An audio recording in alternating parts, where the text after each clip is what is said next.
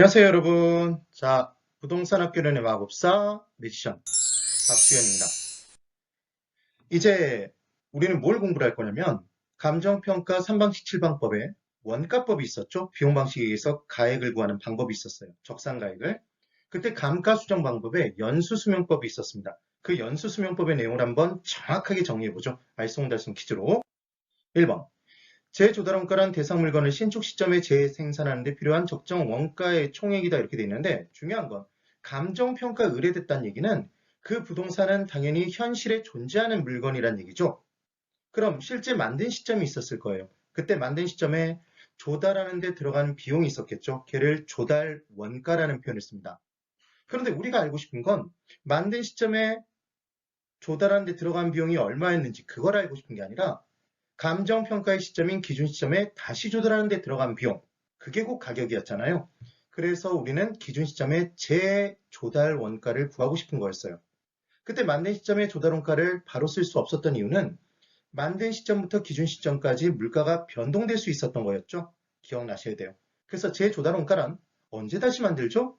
대상 물건을 신축 시점, 만든 시점이 아니라 언제? 기준 시점에 다시 생산하는 데 필요한 적정 원가의 총액이었죠. 그때 기준 시점은 별다른 얘기가 없으면 가격 조사를 완료한 날짜였습니다. 기억해 두시면 돼요. 그래서 1번은 X. 그래서 감정평가론에서 문제 풀 때 대왕 시점이 있었어요. 그게 무슨 시점이에요? 기준 시점이죠.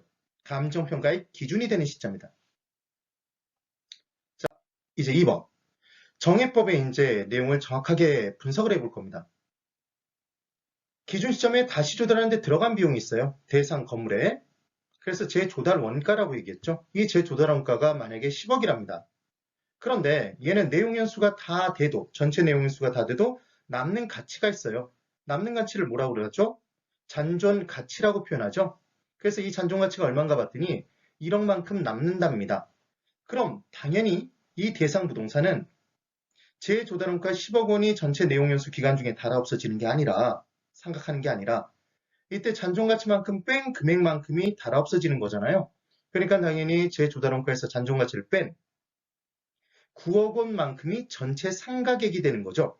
그럼 전체 상가액 9억을 전체 내용연수 기간 동안 만약에 전체 내용연수 기간이 10년이라면 10으로 나누면 해마다 정해진 액수가 나오는 거죠. 그래서 정액법에 의해서 까나갈 때는 얘는 9천만 원씩 10년을 까면 9억이 상각되는 거잖아요. 지금 그 얘기가 되는 겁니다. 그래서 중요한 건 정해법에서 정해진 액수, 균등상가계획을 구할 때는 전체를 전체로 나누게 돼 있어요. 전체 상가계획을 전체 내용연수로 나누는 거죠. 그런데 이번에는 만약에 이자가 붙는 방식으로 까나간다면 이자가 붙는 만큼은 모을 필요가 없잖아요. 그래서 9억 마이너스 이자만큼을 뺀 9억에서 이자를 뺀 8억 얼마를 10년에 걸쳐서 모은다 그러면 깐다 그러면 얘는 8천 얼마가 나오겠죠. 되셨어요? 그래서 이와 같이 이자가 붙는 방법을 뭐라고 했죠? 상환기금법? 그럼 상환기금법에서는 이자가 붙는 만큼 해마다 더 까야 된다, 덜 까도 된다, 덜 까도 된다.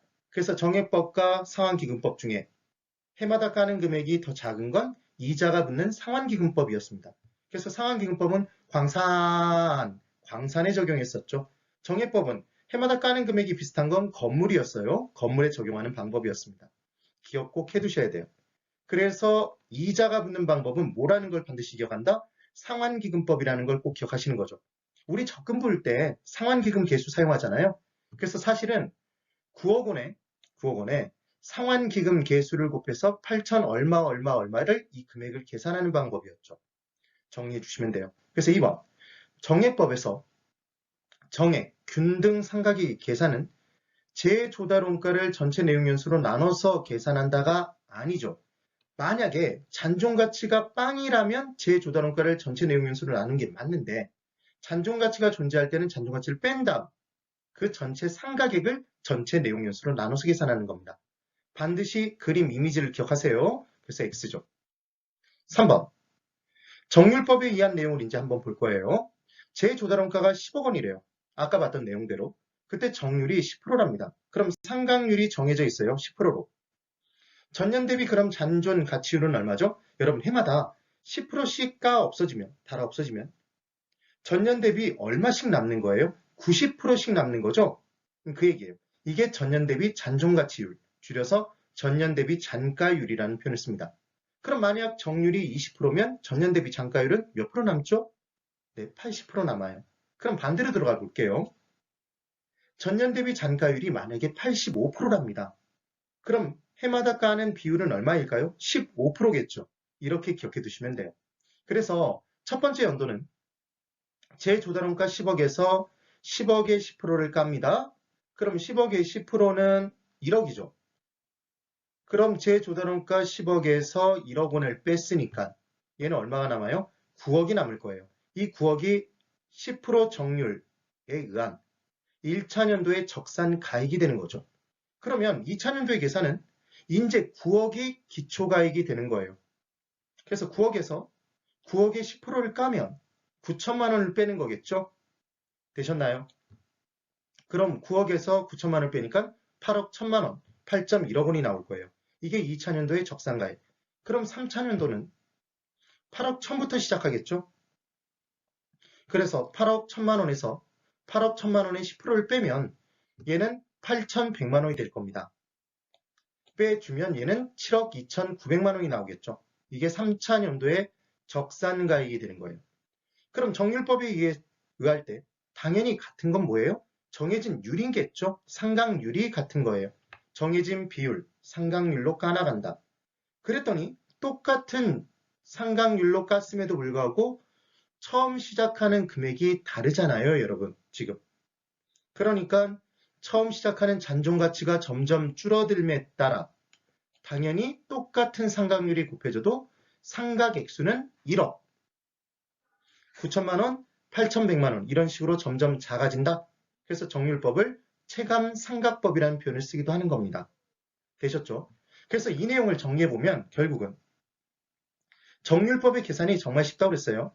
재조달원가에 곱하기 전년 대비 잔가율을 곱해주면 되는데 그때 n차년도면 n승을 때려주면 되는 거예요.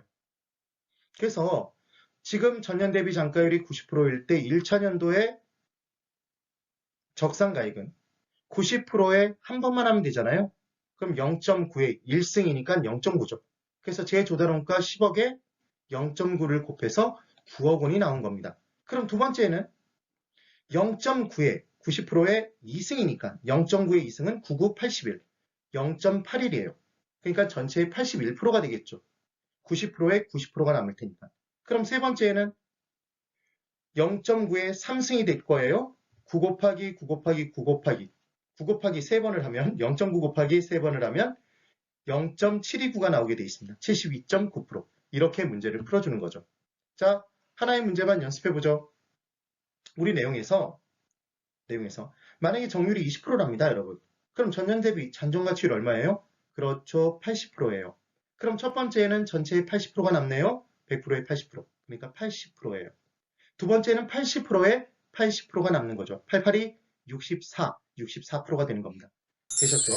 그래서 정률법에 의하면 제일 중요한 포인트는 전년 대비 잔가율을 찾아내는 거예요. 정률법에 의하면 매년의 감가액은 똑같은 상각률 비율이 곱해져도 잔존가치가 줄어들음에 따라 첫 해는 가장 크지만 해가 갈수록 점점 줄어든다. 그래서 체감상각법이었다. 옵니다. 그래서 정률법을 사용하는 내용들은 자동차 기계장비 등이었죠. 자동차 처음 뽑았을 때 한번 붕 몰면 중고차가 붙어서 가치가 확 달아없어진다. 초반에 많이 달아없어지고 서서히 적은 금액씩 까더라. 그 얘기였습니다. 차량, 기계장비 등에 사용하죠. 오해요. 그래서 정률법은 초기 상각액수가 제일 크고 그 다음 정액법, 그 다음 상환기금법의 순서였죠. 기억나셔야 돼요. 4번. 이제 2020년 3월 23일에 실제 만든 비용이 있대요. 그럼 2020년 3월 23일은 만든 시점이겠죠? 실제 만든 비용이 조달원가일 겁니다. 얘가 10억 원이래요. 근데 얘가 2022년 3월 23일에 기준 시점에 재조달원가를 구하고 싶은 거예요. 그래서 기준 시점에 재조달원가는 얼마가 될 것이냐 지금 이 얘기잖아요. 봤더니 기간 중에 물가 상승률이 지금 분명히 20년부터 22년까지는 2년의 시간이 경과됐는데 기간 중에 물가상승률이 10%래요. 그러면 만든 시점 100% 잡아놓고 기준 시점까지 10%만큼 올라가니까 110%가 되는 거잖아요. 110%한 번이겠죠. 기간 중이라면. 그래서 110%에 한 번을 곱합니다. 110%는 1.1이죠. 그래서 10억에 1.1을 곱하니까 12억 1천만 원이 아니라 11억 원이 될 거예요. 그래서 이 문장은 틀린 문장인 거죠. 만약에 해마다 물가 상승률이 10%다 이렇게 줬으면 2년이니까 110% 두 번이겠죠. 그럼 1.1 곱하기 1.1이니까 12억 1천만 원이 나왔을 겁니다. 주의 꼭 해두세요. 기간 중이면 5% 상승했다 그러면 1.05만 곱해주시면 돼요. 만약에 3년 경과됐는데 해마다라고 얘기하면 1.05, 만약에 물가 상승률이 5%라면 1.05에 3번을 곱해줘야 되는 거죠. 기억 반드시 해주세요. 그래서 4번은 X. 그 다음 5번. 초기 상가계획의 크기순을 물어봤습니다. 그럼 초기 상가계획의 크기순 기억을 한번 해볼까요? 지금 예로 들었던 내용을 보면 정율법은 첫 해에 10억에 10%를 깠으니까 1억 원이었죠. 1억 원. 1억. 그때 정액법은 10억 전체에 대해서 계산했던 게 아니라 먼저 잔존가치 뺐어요. 1억을. 그래서 9억을 10년에 걸쳐서 깠으니까 나눴으니까 9천만 원이었죠. 상환기금법은 재조달원가 10억에서 1억을 뺀 전체 상가액 9억 원을 적금을 부어서 모아나가는 거니까 이자가 붙는 만큼 적게 깠어요. 그래서 8천 얼마였죠. 기억나셔야 돼요.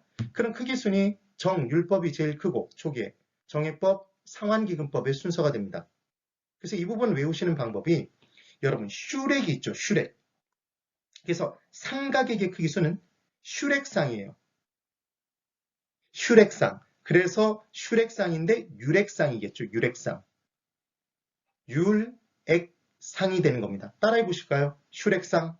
네. 그래서 유렉상 이렇게 한번 기억해 보시면 반드시 기억나실 거예요.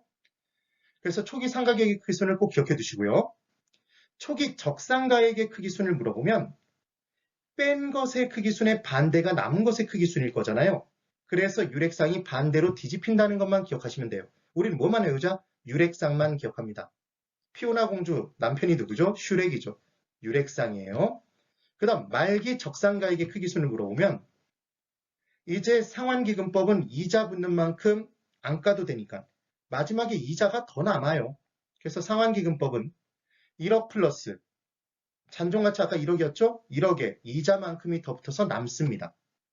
그런데 정액법과 정률법은 기간 중에 정해진 액수로 까나가든 기간 중에 정해진 비율로 까나가든 그 차이만 있을 뿐이지 9억을 까는 건 똑같잖아요. 그러니까 1억이 남는 건 똑같겠죠. 그래서 정액법과 정률법은 1억씩이 남아요. 그래서 크기수는 상환기금법이 제일 크고 정액법과 정률법의 크기는 똑같아지는 겁니다.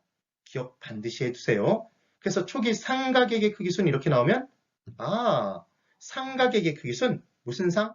슈렉을 기억하세요. 유렉상이구나. 유렉상. 율액상 맞게 돼 있죠. 그래서 5번은 5예요. 6번. 말기 적상가액의 크기수는 뭐가 제일 많이 남아요? 이자가 붙는 게 뭐였죠? 상환기금법에 이자가 붙는 만큼 제일 크게 남고 정액법과 정률법의 크기는 똑같다. 그러니까 크기순이 맞게 돼 있죠. 5. 그 다음 7번. 정액법과 정률법에 잔존가치를 먼저 빼고 시작하는 건 정액법이었어요. 정률법은 잔존가치 먼저 빼고 시작하지 않았죠? 까다 보면 마지막에 잔존가치가 남게 돼 있어요. 그래서 정율법의 포인트는 정률은 잔존가치를 남도록 만드는 상각률입니다. 그래서 잔존가치가 없으면 잔존가치를 남도록 만드는 상각률, 정률을 구할 수가 없어요. 그래서 정률법은 사용할 수 없습니다. 기억 꼭 하세요. 정률법은 잔존가치 먼저 빼지 않고 잔존가치가 반드시 있어야지만 적용하는 방법이에요. 그런데 7번에 뭐라고 얘기를 했냐면 정액법은 잔존가치가 없는 경우에 당연히 사용 가능한데 적용 불가능하다고 돼 있고 정률법은 잔존가치가 없으면 사용할 수 없는데 적용이 가능하다고 돼 있죠. 반대로 뒤집어져 있네요. 그래서 7번은 X가 됩니다. 그 다음 8번. 연수수명법 중에서 이자를 계산하는 건 오로지 뭐밖에 없죠? 이자가 붙는 건 상환기금법밖에 없었죠. 그래서 정액법은 정해진 액수로 정율법은 정해진 비율로 가나가는 것. 이자 붙지 않아요. 전체 금액을 모아야 돼요. 전체 금액을 까야 돼요. 그런데 상환기금법은 적금 붙는 거니까 뭐가 붙어요? 이자가 붙죠. 반드시 꼭 기억해 두십시오. 그때 이 세 가지 방법 중에 잔존가치와 관련해서 특이한 놈은 딱 하나예요. 정율법. 정율법 먼저 잔존가치 안 빼요. 잔존가치 없으면 사용할 수 없어요. 그래서 기계장비는 잔존가치 있죠. 자동차도 잔존가치가 있고 그 내용을 기억하시면 돼요. 그래서 8번 연수수명법 중에서 이자를 계산하는 방법은 상환기금법이 유일하다. 5네요. 9번 잔존가치율이 10%랍니다. 이때 정액법을 먼저 확인하실 거예요. 정액법. 그럼 정액법에 의할 때 잔존가치가 10%라면 잔존가치율이 10%라면 90%를 까는 거죠. 전체 삼각해야 될 것. 그럼 90%를 전체 내용연수 50에 걸쳐서 나누니까 50년. 90 나누기 50을 하면 1.8이 나오게 돼 있습니다. 그럼 해마다의 상각 비율은 1.8%죠. 근데 해마다의 상각 비율이 1.6%라고 돼 있으니까 X가 되겠네요. 정말 쉬워요. 그럼 만약에 잔존가치율이 20%다 그러면 빼고 80%를 전체 내용연수로 나눠주면 되겠죠. 바로 볼까요? 10번. 잔존가치율이 20%라면 이제 얼마죠? 전체 80%를 전체 내용연수 몇 년? 50년에 걸쳐서 나눠주면 8 나누기 5예요. 그럼 1.6이죠. 그때 5년이 경과됐답니다. 1.6%씩 5년을 까면 5번을 까면 곱하기 5 8%죠? 그럼 감가수정액은 제조달원가의 8%가 되는 겁니다. 기억 꼭 한번 해보세요. 그래서 여러분 중요한 건 원가법의 감가수정 방법의 연수수명법 어려운 것 같지만 정해진 액수 정액법, 정해진 비율 정율법 그리고 적금 붙는 것, 이자가 붙는 것 상환기금법.